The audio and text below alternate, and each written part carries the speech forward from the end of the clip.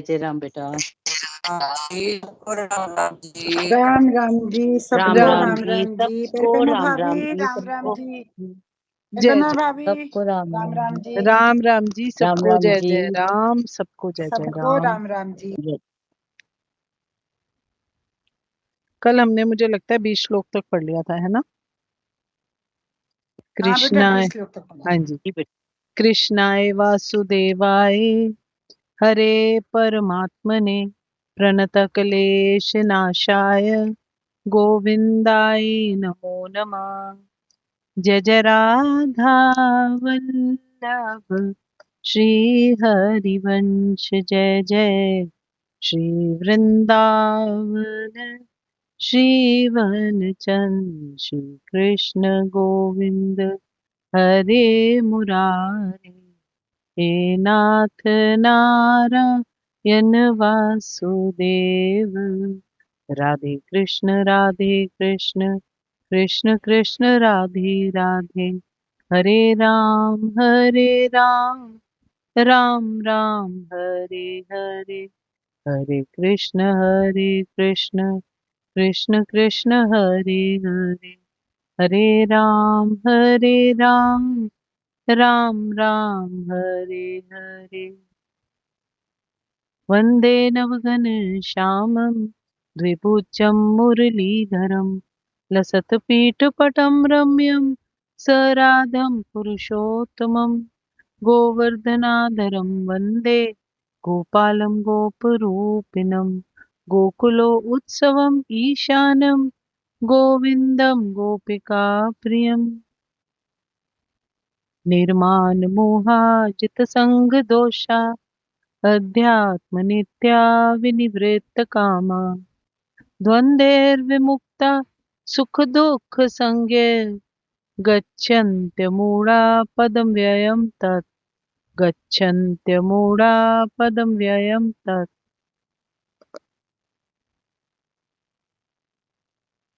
सबसे पहले भाव से परमात्मा श्री कृष्ण को और श्री जी के चरणों में निवेदन करते हुए, बार बार प्रणाम करते हुए, आज की वार्ता अपने प्रिय प्रभु और सद्गुरु महाराज के चरणों में नमन करते हुए मैं आगे बढ़ती हूँ। जय जय श्री हित हरिवंश, श्री हित हरिवंश, श्री हित हरिवंश।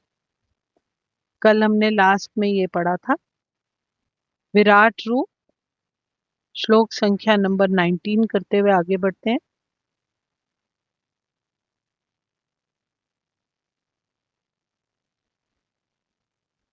पहले भगवान जी कहते हैं, अर्जुन को कहते हैं कि वो परम अक्षर है जिसका नाश नहीं होता, वो अक्षय है।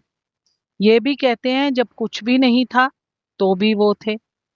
श्री कृष्ण उस समय के बारे में बोल रहे हैं जब अर्जुन नहीं था, और आने वाले उस समय के बारे में बता रहे हैं जब अर्जुन नहीं होगा। अर्जुन कहते हैं भगवान अविनाशी परम स्वरूप जगत के परम आश्रय हैं। हर तरफ, चारों तरफ परमात्मा के मुख हाथ हैं, इसीलिए हर तरफ केवल श्री कृष्ण है, परमात्मा ही श्री कृष्ण है, परम आश्रय ही श्री कृष्ण है, जिनका कभी नाश नहीं होता। ऐसे समस्त जगत के हर्ता कर्ता सर्वशक्तिमान संपूर्ण विकारों से रहित सनातन परम पुरुष साक्षात परमेश्वर, हे मेरे प्रभु श्री कृष्ण आप ही हैं। आप ही जानने योग्य परम अक्षर अर्थात पर ब्रह्म परमात्मा है। आप ही इस जगत के परम आश्रय हैं। आप ही अनादि धर्म के रक्षक हैं। आप ही अविनाशी सनातन पुरुष है, ऐसा मेरा मत है। आगे अर्जुन क्या बोलते हैं? अर्जुन श्री कृष्ण के रूप का वर्णन करने की अब कोशिश कर रहे हैं और क्या बोलते हैं? आपको आदि अंत और मध्य से रहित, अनंत सामर्थ्य से युक्त, अनंत भुजा वाले, चंद्र सूर्य रूप नेत्रों वाले, प्रज्वलित अग्नि रूप मुख वाले और अपने तेज से इस जगत को संतप्त करते हुए मैं देखता हूँ। आप आदि मध्य तथा अंत से रहित हैं। आपका यश अनंत है। आपकी असंख्य भुजाएं हैं और सूर्य तथा चंद्रमा आपकी आंखें हैं। मैं आपके मुख में प्रज्वलित अग्नि निकलते और आपके तेज से संपूर्ण ब्रह्मांड को जलते हुए देख रहा हूं। भगवान के षड ऐश्वर्यों की कोई सीमा नहीं। यहाँ पर भी बार बार अर्जुन भगवान जी के बारे में बोल रहा है कि आप आदि हैं, आप मध्य हैं, आप अंत हैं, आपका यश अनंत है। वो पहले भी ये बात बोल चुका है। श्री कृष्ण की महिमा कोई साहित्यिक दोष नहीं है। मोहग्रस्त होने या परम आह्लाद के समय जैसे हम बार बार किसी की बात करते हैं, ऐसे अर्जुन बार बार भगवान जी के बारे में बोल रहा है। इसको रेपिटेशन नहीं समझना चाहिए। भगवान जी के बार बार में बोलकर वो उनके पुण्य के बारे में हमको बता रहे हैं। अर्जुन श्री कृष्ण के रूप का वर्णन कर रहे हैं, जिसका ना आदि दिखता है, ना अंत, ना अंत, ना इसका कोई मध्य पता चल रहा है। ऐसे रूप वाले को मैं जगत में सबको पालते हुए देख रहा हूँ। मैं देख सकता हूँ कि श्री कृष्ण का ये रूप कुछ भी करने में सामर्थ्य है। इस रूप की अनेकों अनेक भुजाएं हैं, चंद्र सूर्य जैसे नेत्र हैं। ये प्रज्वलित हैं, ये पूरे जगत का पालन पोषण करते हैं। ये मैं देख सकता हूँ, जिसकी भुजाओं का कोई पार ना पाया जा सके, जिनको हम अनंत बाहु कहते हैं। आपके इस विराट रूप में मैं जिस ओर देखता हूँ, मुझे अगणित भुजाएं दिख रही। आपके प्रधान मुख में, उस मुख पर नेत्रों की स्थान पर मैं चंद्रमा और सूर्य को देख रहा हूँ। प्रज्वलित अग्नि के सदृश प्रकाशमान और तेजोमय तेजोपूर्ण ये मुख देख रहा हूँ। आपके प्रधान मुखों को मैं सब ओर से प्रज्वलित अग्नि की भांति तेज और प्रकाश से युक्त देख रहा हूँ। इतनी रोशनी उसकी आंख में लग रही है। मुझे ऐसा दिखाई दे रहा है मानो आप अपने तेज से इस सारे विश्व को, जिसमें मैं खड़ा हूं, उसको संतप्त कर रहे हैं। श्लोक संख्या नंबर 20। जब हम दुनिया को देखते हैं, नीचे धरती होती है, फिर एटमॉस्फेयर आता है या वायु आती है, और उसके ऊपर अंबर आता है। इसके बीच में सारी बची हुई दुनिया भी हमें दिखाई देती है, जिसमें विचरित प्राणी है। ये सब सोचते हुए अर्जुन क्या कहते हैं, हे महात्मन, ये स्वर्ग और पृथ्वी के बीच का संपूर्ण आकाश तथा सब दिशाएं एक आप से ही तो परिपूर्ण है, तथा आपके इस अलौकिक और भयंकर रूप को देखकर तीनों लोग अति व्यथा को प्राप्त हो रहे हैं। यद्यपि आप एक हैं, किंतु आप आकाश तथा सारे लोकों एवं उनके बीच के समस्त अवकाश में भी व्याप्त हैं। हे महापुरुष, आपके इस अद्भुत तथा भयानक रूप को देखकर सारे लोग भयभीत हो रहे हैं। धरती आकाश के बीच का स्थान, तीनों संसार। अर्जुन ने इस विश्व रूप को पूरा फैले हुए देखा। अन्य लोकों के वासियों ने भी इसे देखा। अर्जुन द्वारा विश्व रूप का दर्शन करना कोई सपना ना था। भगवान ने जिन जिन को दिव्य दृष्टि प्रदान करी, उनने युद्ध क्षेत्र में इस विश्व रूप को क्लियरली देखा, और इनमें संजय एक थे। भगवान को समस्त विश्व के महान आत्मा बताकर अर्जुन कह रहे हैं कि आप ये विराट स्वरूप, इतना जो विस्तृत विराट स्वरूप है, वो स्वर्ग और पृथ्वी के बीच का ये संपूर्ण आकाश सभी दिशाओं में व्याप्त हो रहा है। कोई स्थान भी मुझे ऐसा नहीं दिख रहा जिसमें आपका ये स्वरूप फैला ना हो। मैं ये देख रहा हूं आपका ये अद्भुत और उग्र रूप कितना भयानक है, अंतरिक्ष तक फैला हुआ है। तीनों लोकों के जीव इसको देखकर भय के मारे अत्यंत व्याकुल हो रहे हैं। श्लोक संख्या नंबर 21। वे ही देवताओं के समूह आप में प्रवेश करते हैं और कुछ भयभीत होकर हाथ जोड़े आपका नाम और गुणों का उच्चारण कर रहे हैं, तथा महर्षि और सिद्धों के समुदाय कल्याण हो ऐसा कहकर उत्तम उत्तम स्तोत्रों द्वारा स्तुति कर रहे हैं। देवों के सारे समूह आपकी शरण ले रहे हैं और आप में प्रवेश कर रहे हैं। उनमें से कुछ अत्यंत भयभीत होकर हाथ जोड़कर आपसे प्रार्थना कर रहे हैं। महर्षियों और सिद्धों के समूह कल्याण हो कहकर वैदिक स्तोत्रों का पाठ करते हुए आपकी स्तुति कर रहे हैं। समस्त लोकों के देवता विश्वरूप की भयानकता तथा प्रदीप्त तेज से इतना भयभीत थे कि वो रक्षा के लिए परमात्मा से प्रार्थना करने लगे। श्लोक संख्या नंबर 22। जो 11 रुद्र, ऐसा कहते हैं कि कालांतर में रुद्र 11 रूपों में प्रकट हुए थे देवताओं की रक्षा के लिए।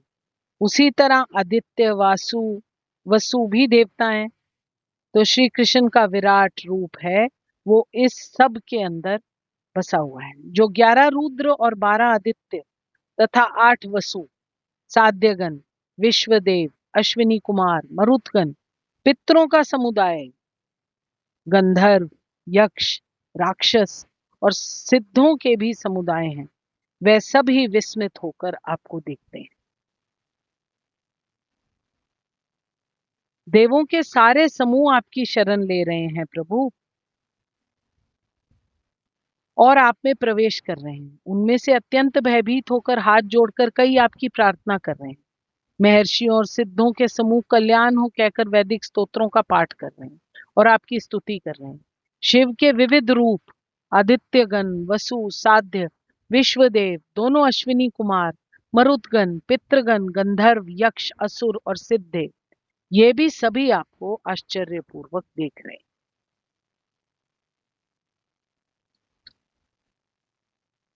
श्लोक संख्या नंबर 23।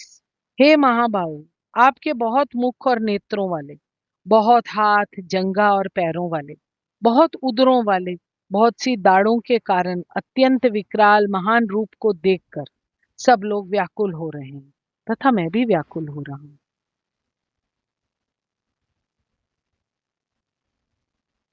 हे महाबाहु, आपके इस अनेक मुख, नेत्र, बाहु, जंघा, पांव, पीठ और भयानक दांतों वाले विकराल रूप को देखकर देवतागण सहित सभी लोग अत्यंत विचलित हैं और उन्हीं की तरह मैं भी विचलित हूँ।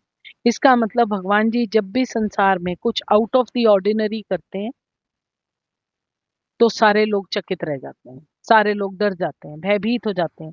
वो रूटीन से अलग होता है और वो एक ऐसी चीज होती है जिसके साथ हम अवगत नहीं है पहले से, इसीलिए वो हमको घबराहट प्रोड्यूस करती है। हे सर्वव्यापी विष्णु, नाना ज्योतिर्मय रंगों से युक्त आपको आकाश का स्पर्श करते, मुख फैलाए तथा बड़ी बड़ी चमकती आंखें निकाले देखकर भय से मेरा मन विचलित हो रहा है। मैं ना तो धैर्य धारण कर पा रहा हूँ, ना मानसिक संतुलन पा रहा हूँ, क्योंकि हे विष्णु, आकाश को स्पर्श करने वाले, देदीप्यमान, अनेक वर्णों से युक्त तथा फैलाए हुए मुख और प्रकाशमान विशाल नेत्रों से युक्त आपको देखकर भयभीत अंतःकरण वाला मैं धीरज और शांति नहीं पाता हूं। यहाँ अपनी स्थिति को अर्जुन भली भांति प्रकट कर रहे हैं और कह रहे हैं मैं केवल व्याकुल ही नहीं हो रहा हूँ, आपके फैलाए हुए इतने मुखों और प्रज्वलित नेत्रों से युक्त ये विकराल रूप को देखकर मेरी धीरता और शांति भी जा रही है। म्यूट कर देना प्लीज, म्यूट कर देना प्लीज। श्लोक संख्या नंबर 25।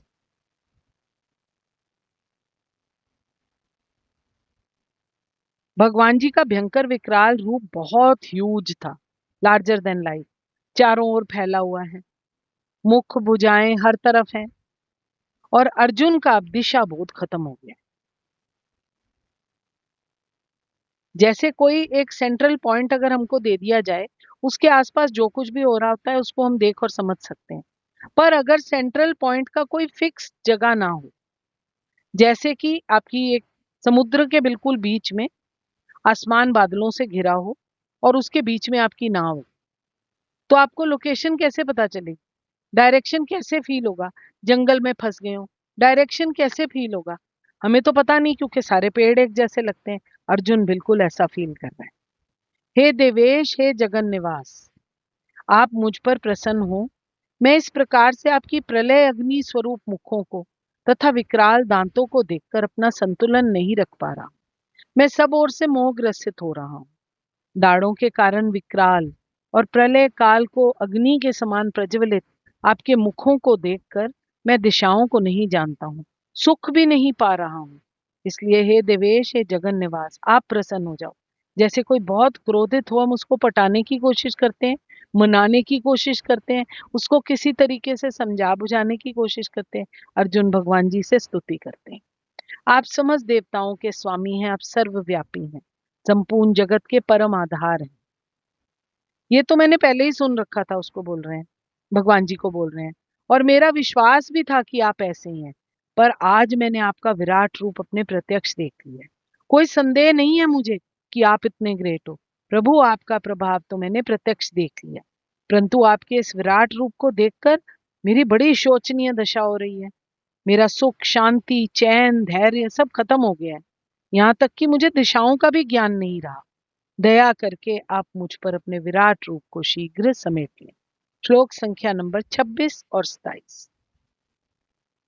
धृतराष्ट्र के सारे पुत्र अपने समस्त सहायक राजाओं सहित तथा भीष्म, द्रोण, कर्ण एवं हमारे प्रमुख योद्धा भी आपके विकराल मुख में प्रवेश कर रहे हैं। उनमें से कुछ के शिरों को तो मैं आपके दांतों के बीच चूर्णित होता हुआ देख रहा हूं।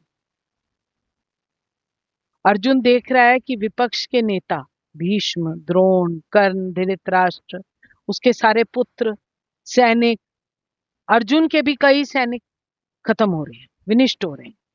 वो भगवान जी के दांतों तले दबाए जा रहे हैं। यहाँ पर उल्लेख है कि भीष्म, जिसको अर्जुन सोचता था कभी उसको कुछ होगा ही नहीं, वो ध्वस्त हो ही नहीं, वो भी ध्वस्त हो रहे हैं। वही गति कर्ण की हो रही है, वही गति भीष्म की हो रही है, बाकी महान योद्धाओं की हो रही है। इस बात से आश्चर्यचकित है अर्जुन। और अर्जुन क्या बोलते हैं, ये देखकर बोलते हैं, उन सबको केवल आपके मुखों में प्रविष्ट होते ही नहीं देख रहा हूं मैं, उनमें कितनों को तो मैं ऐसी बुरी दशा में देख रहा हूं कि उनके मस्तक आपके दांतों तले चूर्ण हो गए हैं। वो बुरी तरह से आपके दांतों में फंसे हुए हैं। मैं ये सब कुछ प्रत्यक्ष देख रहा हूं और मेरा मन अधीर हो रहा है इस भयंकर दृश्य को देखकर। श्लोक संख्या नंबर 28।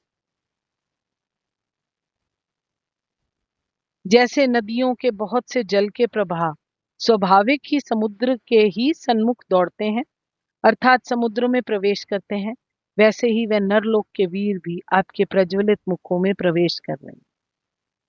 मेरे दिमाग में बस एक ही एग्जाम्पल आता है यहाँ पर। जैसे पानी का बड़ा तेज बहाव हो, हम उसके आगे कुछ लकड़ी का पीस लगा दें तो पानी पीछे से जो आता है या ऊपर से उसके उड़ने की कोशिश करता है या साइडों से उड़ने की कोशिश करता है। वैसे ही नदियों का जो प्रवाह होता है वो कहीं ना कहीं से समुद्र में आकर मिल जाता है। हमें पता भी नहीं चलता कहाँ से नदी शुरू थी, कहाँ से समुद्र शुरू हो जाता है। नदियां दौड़ती हुई समुद्र में जाकर मिल जाती हैं, जैसे वही उनकी नियति हो। अनेकों नदियां पानी में मिल जाती हैं।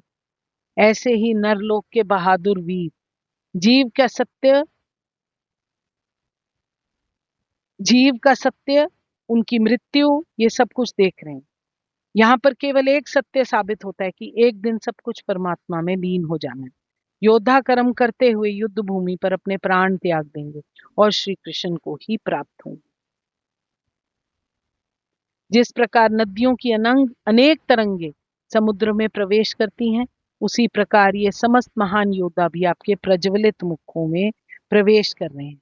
जैसे समुद्र सब ओर से जल ही जल से भरा रहता है, नदियों का जल उसमें प्रवेश करके उसके साथ एकत्व को प्राप्त हो जाता है, वैसे ही आपके सब मुख भी सब ओर से अत्यंत ज्योतिर्मय हैं और उनमें प्रकाश करने वाले शूरवीर भक्तजन भी आपके मुखों के महान ज्योति में ब्रह्म रूप को जलाकर स्वयं ज्योतिर्मय होकर आप में एकता को प्राप्त कर रहे हैं, मतलब आप में विलीन हो रहे हैं।